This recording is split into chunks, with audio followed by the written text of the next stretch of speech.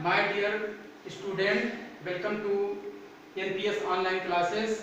English का जो है टॉपिक हमारा चल रहा था। पिछले दिनों में जो मैंने पढ़ाया था वो टॉपिक एक्टिव और पैसिव वॉइस का था।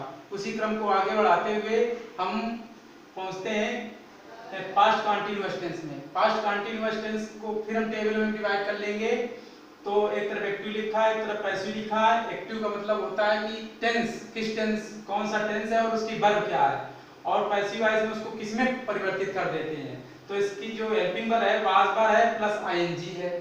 आईएनजी लगेगी वर्ब की फर्स्ट फॉर्म में, और was being verb being plus verb की थर्ड फॉर्म में परिवर्तित कर देते हैं। इसका रूल अब देखते हैं क्या है। Object to subject plus was being verb being plus verb की थर्ड फॉर्म लगा देते हैं, और other plus by plus subject to object change कर देते हैं, प्लस फुल स्टॉप लगा देते हैं। अब अफर्मेटिव सेंटेंस में आते हैं। ये वाक्य लिखा है she was drinking milk in the kitchen. हम पहचानेंगे कि ये वाक्य जो है हमारा किस टेंस का है। हमने देखा वाज लगा है और ये आईएनजी फॉर्म लगी है, तो हम जान गए कि ये पास्ट कंटीन्यूअस की बात कर रहा है। अब इसके बाद में जब हमारी वर्ब मिल जाएगी तो इसके बाद में हमारा ऑब्जेक्ट सीधा सीधा मिल जाता है। हमने पहले भी बताया था और इस वाले वीडियो में बता रहे हैं। तो मिल्क मिल गया, मिल्क को हमने उठाया। अब मिल्क देखेंगे सिंगुलर नंबर में लेते हैं इसको, तो ये मिल्क लिख लिया और सिंगुलर के अनुसार हमने वाज लगा दिया, और पैसिव वॉइस का रूल अपनाते हुए बीइंग भी लगा दिया।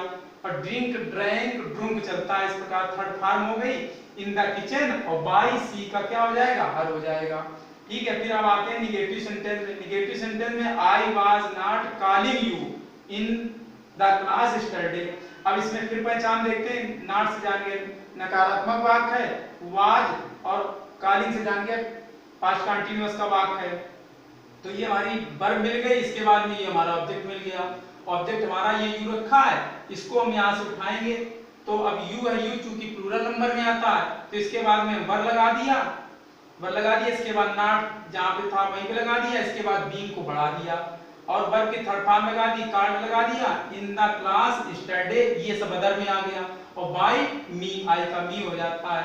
फिर इसके बाद इंट्रोगेटिव सेंटेंस में देखते हैं। इंट्रोगेटिव में प्रश्नवाचक और नकारात्मक भी होगा, क्या से वाक्य प्रारंभ होगा और नहीं भी दिया होगा। तो क्या were they flying a kite in the sky. अब इसमें देखेंगे ये हमारा हेल्पिंग वर्ब लगी है और इसमें आईएनजी फॉर्म लगी, इससे हम जानेंगे प्रेजेंट पास्ट कंटीन्यूअस का वाक्य है। अब इसके बाद में देखते हैं कि इसमें जो है ऑब्जेक्ट हमारा कहाँ, ऑब्जेक्ट ए काइट दिया हुआ है। ए काइट दिया मगर सिंगुलर नंबर है, इसमें सॉरी हमने वर्ब लगा दिया है। इसमें वाज कर लो, वाज कर लिया हमने। एक काइट उठाया तो इसमें वाज हो गया क्योंकि सिंगुलर नंबर है। बीइंग लगा दिया, और फ्लाई फ्लू फ्लोन चलता है फॉर्म, तो फ्लोन थर्ड फॉर्म हो गई। इन द स्काई हो गया, बाय देख ऑब्जेक्ट देम हो गया।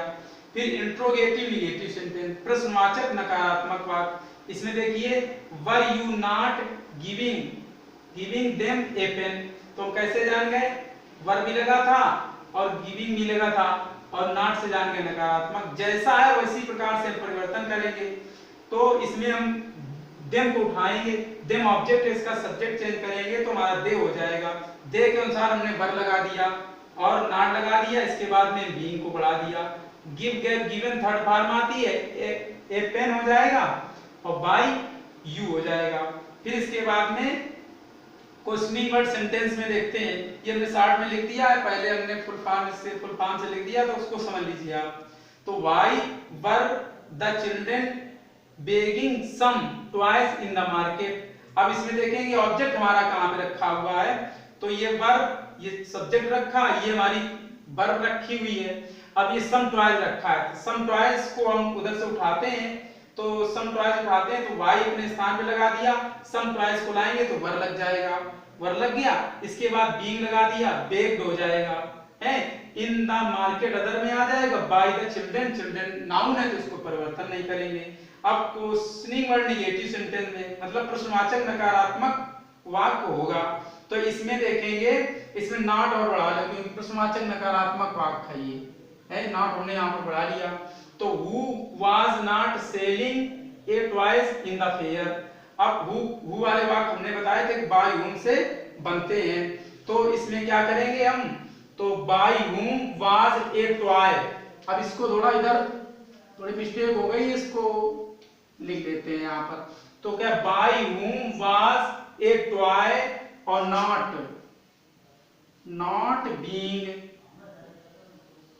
नॉट बीइंग और सेल का हमारा थर्ड फॉर्म क्या हो जाएगा, सोल्ड हो जाएगा, सोल्ड। और in the fair questioning mark लगा देंगे। इस प्रकार से हमारा जो है नेक्स्ट जो है ये एक्टिव और पैसिव का हमारा चैप्टर कंप्लीट हुआ। तो इसके बाद में हम आपको एक्सरसाइज प्रोवाइड कराएंगे, वो आप जो है कंप्लीट करके ये पोस्ट करना होगा, उसको फिर हम चेक करेंगे। Thank you for seeing this.